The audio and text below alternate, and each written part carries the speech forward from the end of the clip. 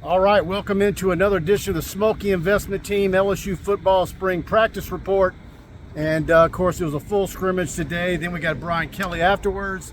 He addressed the anthem controversy or non-controversy. He addressed Trey Holly's situation. All that video is already up on our YouTube channel, Tiger Bait. LSU Tigers on Tiger Bait. Check that out. But Preston, what'd you like that you saw today? Well, the offense continues to look sharp. Nussmeier has complete command of this offense. There's not even a hint of a quarterback controversy. This is Nussmeier's team. The second string quarterback battle, we didn't get to see too much out of those guys.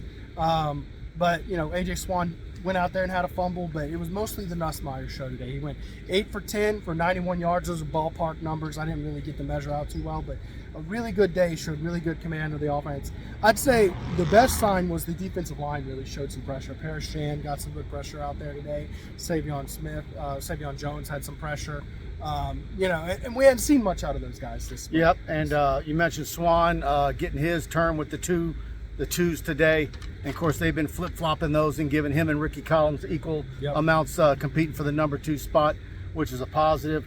I thought the thing today that was really impressive to me, one, Deshaun McBride at safety. I you know, you hate to say it's a matter of time before he's a starter, but man, he sure does look like he's a guy that's going to be hard to keep off the field, and maybe it is just a matter of time. I'll go ahead and say it.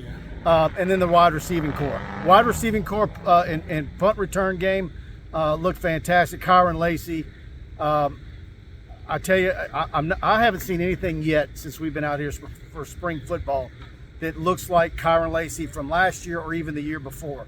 The drops haven't been there.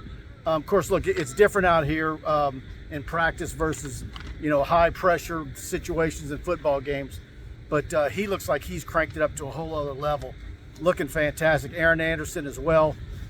Chris Hilton, I saw had some nice receptions today.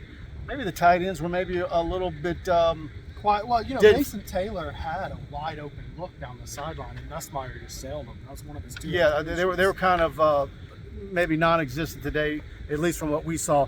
There was a section of the scrimmage where the media were on the other side of the field, and we weren't brought over to see the action, and it was just, I think, an oversight. We got to finally get over there, and punt game. Oof. Yeah, Peyton Todd versus Badger Hargett. Todd had one bad one, but that looks to be a real battle there. How close it is, I don't know, because we're not out here every day and we're not seeing what they're charting. Right. But you could flip a coin, I think, today, and maybe even give the edge to Badger Hargett. But that's still a work in progress, and Peyton Todd's still maybe a little prone to, you know, out of 6 punts, having one that's going to go for 30 yards. A little bit of a duck. Yeah, so we were talking about it before they went out there. If that battle is close, you have to give Peyton Todd a big edge, because ultimately when it comes to the ability to hunt down and tackle a returner, Peyton Todd's 6'5". He played linebacker for West Monroe. He can play defense. Whereas Badger Hargett's a little guy. You know, he's probably 5'9" out there. But I'd say today Badger Hargett looked like the better actual punter, but maybe it was just a couple that went off the side of Peyton Todd's foot. Still seeing a whole lot of P.J. Woodland at corner, Ashton Stamps as well. That's going to be interesting to see if those guys end up being your 2 starters. How, you know, what that battle is going to be like. I don't know. Did Brian Kelly even address that today? He talked very briefly about P.J. Woodland. One of the reporters asked about him, and Brian kind of dodged that a little bit. But yeah, no, but P.J. Woodland looks sharp out there. He's kind of in that Deshaun McBride category. Is it only a matter of time for him? The big X factor at corner, though, you got to remember, Isaiah Alexander's still out for spring, and he was your number 1 corner last year. How's he going to look coming off his ACL injury? Is he going to be back where he was? Could he be better? We'll see, but those guys are moving along without him just fine. J.K. Johnson looked like maybe he had some issues today in coverage. Yeah. Maybe he's still trying to find his way back. Is he close to 100%? I don't know. But yeah, it's had a little bit of everything today. Huge day of recruits on campus. And we're going to be reaching out to some of those guys a little bit later. If you're enjoying this practice report, please do us a favor, hit that like button. Of course, we're brought to you each and every report by the Schmolke Investment Team. What is something you could do with your money that would be meaningful to you? Do you have goals you want to reach? Do you feel like you need some guidance to realize those goals? At the Schmolke Investment Team, they help their people set their goals and work towards them. Over 50 years of experience doing just that. If you want to get serious about reaching your financial potential, call them at 318-448-3201. That's 318-448-3201. Securities and advisory services offered through LPL Financial, a registered investment advisor, member FINRA/SIPC. It's always a tongue twister. Barton Bryant Schmolke, nobody better than them. Versailles Boulevard, right in Alexandria. A Schmolke Investment Team. Get on the right path and let them make you a good bit of money. Anything else that you saw today that was notable? Man, I'm just trying to think it through. I mean, again, one-on-ones. You had offensive line, defensive line, fun. one-on-ones. I was laughing. I wish I had my camera up. Did you maybe catch it? They had some heavy music going on early on. Oh yeah, I did. We might have to mute that for YouTube, don't we? Yeah. But did you get Will Campbell dancing? No, I didn't get Will. Dude, he was. It is something else to see. I mean, what is he weighing now? 3. He's big, man. He's big. Boy. But it's funny seeing him really get after it dancing. I'm sure somebody else in the media got it if we didn't. Be on the lookout for that. But that was hilarious. Swag Campbell, man. But anyways, I thought Parashan, who you mentioned, looked real good. Jalen Lee's dad was out there today and watching his son, and I'll tell you this, based on what I'm gathering, they're really excited about working with Bo Davis. And Brian Kelly today singled out Jacobian Guillory and how he's looked in stopping the run, and there's some life in that group. They just need more bodies, absolutely. And more time with the coaching, I think. In my opinion, today was their best day in spring. Like, they finally actually made their presence felt whatsoever against this offensive line who's just so good. I think that's part of the problem we're dealing with. This offensive line's got multiple All-Americans on it, and it's showing.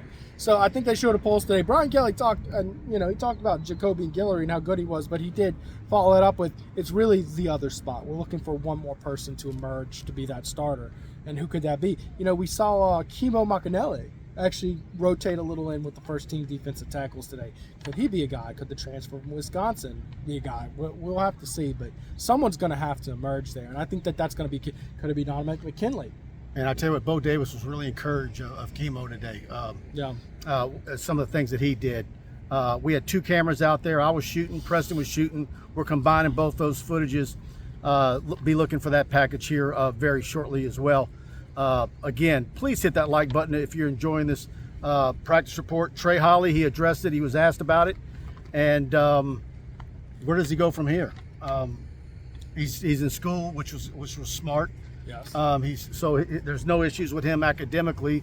They were able to work with the university to keep him academically eligible. So I think there's still some hurdles, but everything's looking darn positive for Trey Holly after the grand jury dropped those big charges as far as the murder charges. I think he's still got some maybe inappropriate handling of a firearm, something like that. I'm not a legal expert, so I know there's something left there, but we're not talking about attempted murder charges, which ultimately that you can't work with attempted murder charges. Other stuff, kids are kids, they make mistakes. So it certainly sounds to me like Trey Holly will be back in due time. Will that be in time for fall camp? We don't know. We're gonna have to wait and let the process. That gun charges in an area like that, that's still a serious deal. So we'll see how that gets worked out.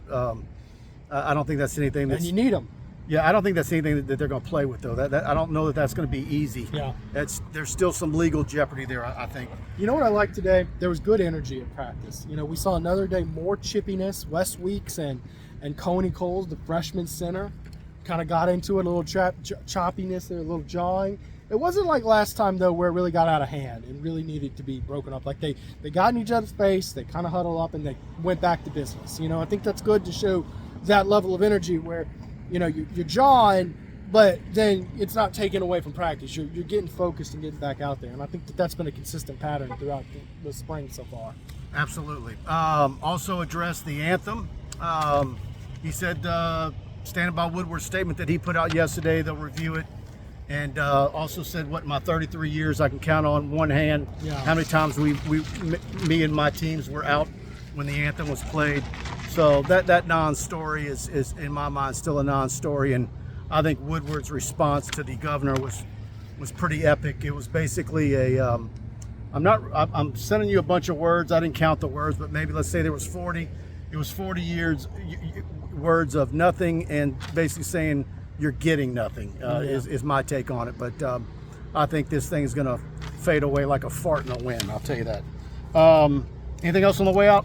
No, I think you got it. I think that anthem story, I think it's a whole lot of nothing, if you ask me. You know, it's one thing if you're out there intentionally trying to disrespect it. That's a whole separate conversation here. The conversation we're having is it's just a routine issue. It's just what is happening. They're not protesting or taking a stand. You know, none of that. It's just what it happens. And one reporter who isn't familiar with the team takes a picture and it blows up and people run with the narrative. And he was also, you know, he brought up hosting Army, of course, last football season, and all the extra great things they did honoring the Army football team and the armed forces, etc. And nobody's going to question that patriotism, and so that's a good part of that press conference earlier today as well. So it's a good press conference for a spring practice, I'd say. I mean, if y'all wondered, I would just take the time to go listen to it. He had some good stuff. Absolutely. All right, everybody. This Schmolke Investment Team practice report's in the books,